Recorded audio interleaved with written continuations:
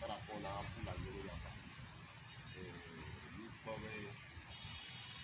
transhumance. La première, il y a pour la pour la wa sous l'idée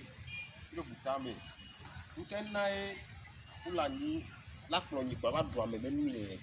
agréments pour nous tenter au nous kenna courage et nous kama toni nye fulani va contrôler les mêmes mots est-ce que au plus nawa dès que moi nero il y a quand même pour la tête de son tour. Ok, il y a un matin où il y avait fulani au winga il y avait sur région il y avait il va dégager les tours parce que il y avait zone où c'est-à-dire il y avait zone reculée où en dehors on a le même secteur ya fulani on doit avoir trop et fier du milieu parce que ils ont l'option des chefs, des préfets, des CB dans les localités. Voilà quoi par exemple les Nyambe zone et préfecture de Haro, les Astramabe canton mais Fulani on trouve les Oufiana et du Mézio parce que les Fulani akplo et ni ababu du Mézio bakble. Du Mézio là va sama ne neme Fulani on la va constat. Et nous on la des dommagements qu'on la va on a akble de toi. Mon poste moitié na des gars qui améo. Et tout mon éwa na me roba bia ne no ale ne ale ken nya janyi na on mi janyi na wa be ola butame o ba kloni aba je ba glemo wa na mo janyi Fulani o tro jana mo des fois o una mo ntocha le mia beso na me je parle en connaissance de cause avec preuve concrète par exemple ne po e jure Fulani e bovia ame le ya bene bele be gbova so mariage on peut la ba close na radio e Fulani va son portable de charge no bo be portable là que ya so pa e sa me be portable so jo enke me ba yo le gbonyan wa Fulani de kakare de won di oui wa enyare pe mdi o amoja nyi le funa ono présent e gbegbe amero pa le présent de Fulani obe nyi be nyanti wa ameko le diaglea o le di oba gleve yo anu Fulani o cha le nyi obe nyi be yo anu donc amesem la le mena e be nyi be magba ya me ba glevo donc nya be Fulani obe nya no gbinya va bien so nyi de kare bien na chef canton de bien na préféré bien na CB de quoi evo oya otros ou ici à la zone ami wa egbe mi le klo chômage be nya lo mi le klo iṣẹ́ be nya o cha contribuer gbogbo ni parce que mo le diagle mo le po akule avec tout ça le son on la diagle là na ba di no le kra be o kaka ta le kia e bi la ona ma du e yo la gbe keke wa e définir que nya pola te grosso dire que ngbe ni no ya e won E voa zande nya no via te gbonyare be ka me le o télé les façon gamea et nous into no témoin de Fulani ro wa me olova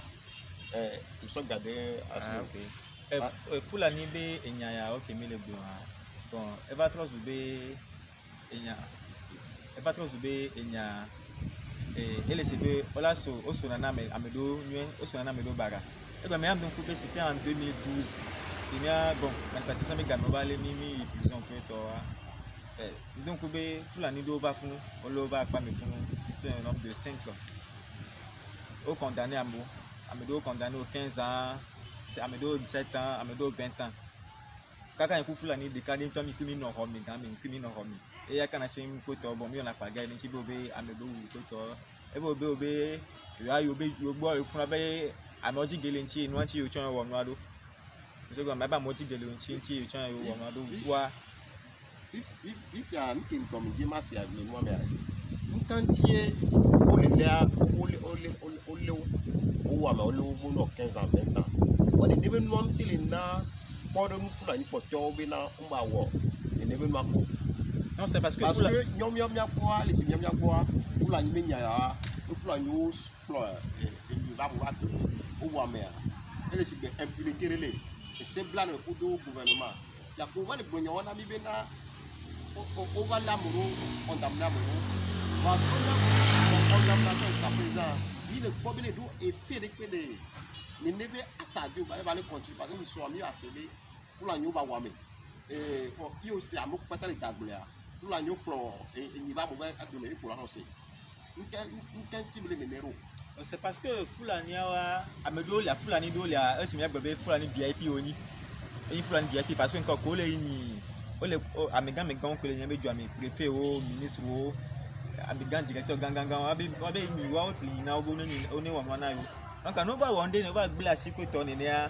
e ba po ministre abi ne be Fulani ke le pro ni wa e wa nu ya lekelo o wa na chuchu gogo tona nyaji iso par exemple de jole bamono afanya be Fulani e won gẹ́gẹ́ to kakla pa me aku ni so wa nke jole fún ni so wa ka fla le mi be so jawe ke ba wa ji ba ke termine Fulani chance ka ba so je ba hona Fulani be obi ola no ba kaka na egbe abon amede pe mi pare se suit de pe na Fulani abi yan be o Fulani o pre no gbo lekito ba se to gbo bi na de Fulani ke ba onu ni so alo le si to ba lo no so ileke ni anya be na de Fulani ke wonu ya ya donc anu afike mana be Fulani o wa gbogbo yo we cha ogo amede kun yan de pe na yo de donc Fulani ko ka fla o so agbeganji ba amede kun jesu o le be agbumugla yo wa be nyun lo agbo wa donc o wo nu won ni abon e na fasibo tele no ina besoin alors no ba mu ko sie o nya be Fulani wa yo be ni bele nya Fulani o ndia ngba mai na o pasho o na chuchu gbogbo o la na wata kusugumba de omba mwana o ne pas compléter il y a que dans le dialogue c'est comme si on sent au gain si les pour vous blender que la pointe à mes majorité qui est au désordre non les ovas américains sont deux prisons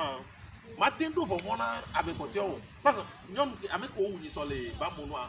ñom no avec version ni be ke so kwa me o le wona o no kaka o paro de bon donc ame atro yo sekure what over to bala gbo susu me aye nti wa me bia bia be ko le ja kro ame so e se to bo ame de o ko so e se to bo na me susu be disi won gbegbele comme crime de contre l'humanité ye o wa kro America ko so ya me poti o ko to le gbe ara ba ke o je o we ame poti o ko to le o la ko to no je ne ba ra ba la no ye nya kafla egbe si ya ka me ni le pupu ya lo ni le pupu so di se be nya ti me na nya buta be de nu ka na mo le no ne o enu sugbole parce que producteur o cha tele o ngba tele o obeto o ngba tele jagle parce que no jagle cha amero be no de cha eyin ko jabadu donc mi ya be ra ba de o amero a o kan de won ti o sana oba yigbon amero kan de won ti a o sana oba yigbon donc Fulani o be yan il faut que be jumezi o cha wa san cacher be cette fois-ci Fulani o de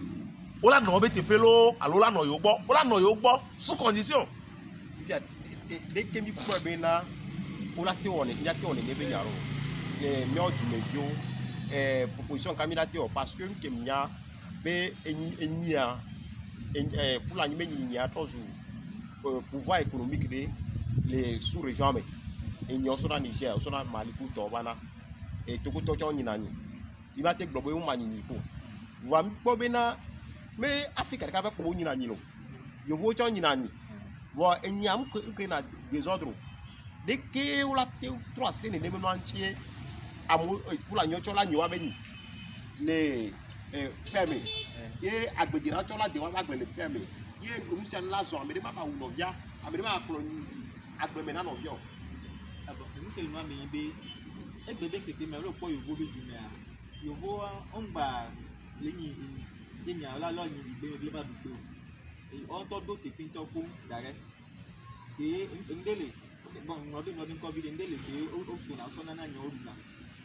parce que ni son kele se o le gbo be America ba lo amefie egbo so o de ba be ni be comme le ke transformation se ni le wodo adola be ni ba de mo ba gbe ni o gbo mo be mu kaka ku bi no ba to so nya anabo be o le na mo ji eta ye ya do enu a nde oduna gba no de mo ni ko ndele oduna yo do ya so ni na ni o so duna donc be ya do ye gbe ni a ko sa Fulani mo no pele egbo aso na wa be yin o parce que na be yin o po yin o to na o wona no apa na ko po iwo be yin wa o to na bu na me be yin ko mi ni dia akana ba egbon e so susun ba o agbon amede pe pe body kaka gba to ju sino Fulani be yin ya ele na susun to egbon be le miagbo région plateau Fulani ma bia o on la va stationner les Ayiba Oji des mois des années nenyi be on ton te gba disaya gloya kaka wòle va ya wola wɔ centre gã ɖe la nɔ pali donc eva na be míaŋutɔ be anyigba dzia Flani va nɔ nene donc Flani va nɔ nenea enya va kpɔ ŋpa ŋto na ŋpa be o mía ɖeɖe agbetɔ míatsa míaŋutɔ tsa míate va zɔ mɔ so yi Niger fan alo Mali míaŋutɔ tsa míate va nɔ ame ɖe be anyigba dzi voa wole mea yabe frère de edagble 5 hectares le zogbe ɖe dzi edo bli ɖeɖe ke do blia Flani wo va yi soblia nɛ ko soblia ye frère abaklawo eva gblɔ na wo be responsable donc ele si be amewa musɔ ŋgblɔ nya ɖe na ebe Flani viawo wogba yi wogba va yi du nua Flani adza ke Flani va nia ama va dza nyia ke dza nyia voa woba la ame si le 7 8 do nya wanti ke village ŋutɔ va cité va yi gendarmerie ke ŋgbɔ va tati amewo ke ŋgbɔ va garder ame ke dza nya ŋutɔŋutɔ ya voa en dehors de ça ame ɖe kpe va so kate me dzi ava be ɖe nye sɔdza gã ɖe yo wɔ yiwo be nya kaka wo traîner ame kaka le gendarmerie le funu kaka si be une semaine egadzɔdzɔ le doa me yo va organiser yo va dzɔ ga sɔ va etufe do ame ata biabia se nyi be ame ya be blia ɖe funu etsa ŋdi dzi ye ŋutɔ na ŋpa be mi do la nya Flaniawo do wa be nu wɔna ŋgba nya gbetɔ be nya yo nodzo ke ŋgɔ va dzo fifi ke wodzua ɖe ɔyɛ va yi nɔ me ke gbɔ ke o wogba le yameʋu va anyigba yi ke ame atsa ŋgba va ŋgba gbɔna gblea donc Flani be nya sɔlɔma be wola nɔ kpɔ Flani be aƒetɔwo ne woasa anyigba na woasa anyigba na wo ke woa do wa be gazon wo egbewo kpetɔwo 10 hectares au moins 20 hectares 30 hectares 40 hectares le chaque région me ke woanya be sigbele ko wo le Egypte ta wa mea ke Israël to Egypte Joseph to na pharaon benade etɔ nye wo ya nyina la yo oma Israël to ku Egypte to do vo ye amedo le zogbedzi Egypte Israël to le gbeme yo le nyiwa be la le funu e la mva na Egypte to gbɔ donc on la te wo tsa le duo me nene Flani wo va kpɔ ɖe wa do gbeme wola nɔ gbeme le funu afika me mu le daglo la sa funu godzi na wo afike mu nyɔna nuku yo la sa funu na wo wa da wa nɔ wo wa be 2 heures do le funu voa ava se be nyi la nu kaka la wɔ ame ya eya edefu 2020 mia nɔ wo le kope wo me Flani wo le wa me eva trop bɔbɔ be nya ok ya ke nya kpɔtɔ tie be proposition ke la na ye be ame ke le de ba gblea ele de ba gble ja blue ame ke le nyi be la ele nyi be la blue et bien fois gble tia be enoi être aux moyens économiques na sous région bien sûr maintenant ce qu'il faut ame ke nya be ja nyi la de ne ti tepe na be la ba tokpa na be la ne le be flegbe na be la ba so no nyi la de ame ne gba nyi la egbe be la ne be ji nudu ba no no le nyi la o la ji nudu na la ewa ela nyi moyen de na me ko chance ya anyigba le agble nyigba le ko to be de mo cha no ba so egbe wa o be saka Flani wa place na o be la to wo na wa yo bo dia ame ne gble be egbe o le do egbe ya eje ko to wa yinyi na nudu na enyi o le yo vodi de ne be no enana enyim nya o mja ba no ja nyira kpo jela lo mo no ko la tro mja tro ke do la tere be la so la du no da je sa to re la du be la fo donc enu wa orulati abe on bia tepe wa ji tepe no wuni be wa ho na me sira so na wo Amerique nya be ba nyi bale disponible la te so na Flani ya sa na Flani wa e de be la ha ye no ba ha ye no te ba ba ye no wa to pare fun wa no ni o be la le be abi ko le ti akla o cho no de ba gla no na la ti gbe aple gbe awon na o be la wa o na o be la kwa ka ma no ni e to mo ne wa kan di me tukara ya mama ti va bo puisque e gbe ti ke ni le a abero le no me ti le ku se bi jan bo le so karo da o bo le ti akla na yo oui abero le ti a camper o le ku taxi yo le ku ke gba so karo da o bo le ti akla na yo wa ti akla no mo be ji ba ka ke ya me a tabaski la do ya la sa be ji ramadan la do ya sa be ji kasi ka no ya ba to la be da kare ji ya gbe to no to donc ya wa ja aro la ko ya wa ko kaba si no wa kara la na ma probe egbebe débat mi le parlement café et mi je mia omposo fula transhumance fula nyobe disort kle nanya mi le kpobe nyawa le jowo amo le ku amo bonu ko le gbe et no atro le sigbe nyɔ ameyibɔ ƒomea mi le dzi be mi ma bu ta mo yovodea ikpɔ ma mi tɔ nyina nyi ɖona des milliers de têtes bon mi sena be nene be nyiwo kple na nu re nkati miɔ Afrika kpoe enu ɖo ne tsɔ kpɔ mi ma te kpɔ solution le nka ɖe dzi bena enyi be nya ya iba fɔ la kpe bena amoko le kplɔ tsoa malgré be ɖoko le kplɔ dzɔ dzina mi voa wa dzagbagba wa yɔ Fulaniwo wa yɔ agriculteurs no wa nanyi no wa butame akpɔ ɖa de ko la wɔ ɖo amewo la nyi agbledara tsɔ na de ba gble me nyire la cité la va gblẽ ame ɖe be nua de ke amea do nua ɖo ye récolte be la wɔa ye be gɔ la tuna amea parce que me amewo wu nyia o sene na amewo tuna fɛ Amewo xɔna nye tsɔ. aha ye Fulani ɖe wu amea o ɖo la filmer Fulania ye be photo il faut faire une communion propagande ne Fulani kpɔtɔ wa nya bena le Togo nyigba diame wo Fulani o cité va wu amea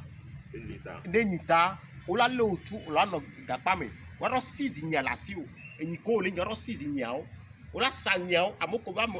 woa wa sɔ enyi be ga sɔ kpɔ nene ba me be viawo parce que amoko le woa tsɔ ɖo vi ya me tsɔ ɖo projet o ɖo projet ke o tsɔ le dagble o ya kɔ kpɔ be vi mais bon Fulani be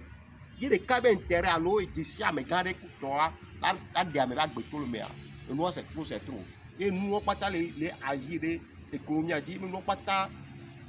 et le montrer une question de mauvaise gestion de ce pays parce que esemlo yo drasi no kpole kpo parce que mi o gblɔna bi mi le nya bena me o kplɔ nyi so Niger alo Mali o la so bien enyi ɖeka o kɔna 2500 ɖe ta donc enyi be 2500 ta ŋtso drasi nyiwo da ɖe ɖo enyiwo le vava le désordre aroa et en plus mi gblɔe mia nɔ bio gblɔe il faut trouver un moyen pour créer des prairies Togo be nya be région yo to le lomea anyigba le vite gbogbo ɖe anyigba le vite mais enu ke nyiwo ɖuna nkadzi la te sɔ business ono to gana nyiwo amewo Fulani ko amoko le nyinya ɖe mi to ganɔ ne mi accompagne wo pour 3 ans 5 ans ne wa te sɔ ga appelé ma wa be nyiwo o la te kplɔ sɛ ma nyo bena enyia ebe 21 c'est 2022 a enyi o la nyia la kɔ ni be no ba do so ba jo o la te de ka mo le nyi le tukɔtɛ o me are wa te accompagner amoko ti ya nyia wa to ganɔ wa te kɔ ni dia wa te sɔ nyio et o ni le na nyia yo se o la ko wa to nka di be les transhumances me nyia mea il va falloir que le ministère de l'agriculture do la wo siasia De la sécurité. et de la sécurité no wa amone nani nyo tukara be nyayo me nyo be etu la sinye mle na me tu awo ono buta me no make fena ene be transhumances ne ba me wu les désordres ne Fulani cha lo wa be ni agbedira cha wa da wa gble ne enyawa va tso le Togo ni bandilo ya gbo be na club lu boka to gome Bichar be wona be 20 et dans le cas de Bichar be ya mi di be nya proposo transhumance Fulani me nyanti nyo nu boke to ni ko be ke Bichar le Togo roa ni la nani chaque vendredi a on y a dans Wibo on trompe a mi on a veillé et veillons mais il profiter là au débat sur les faits socio-économiques que les agir et doit dire après la vie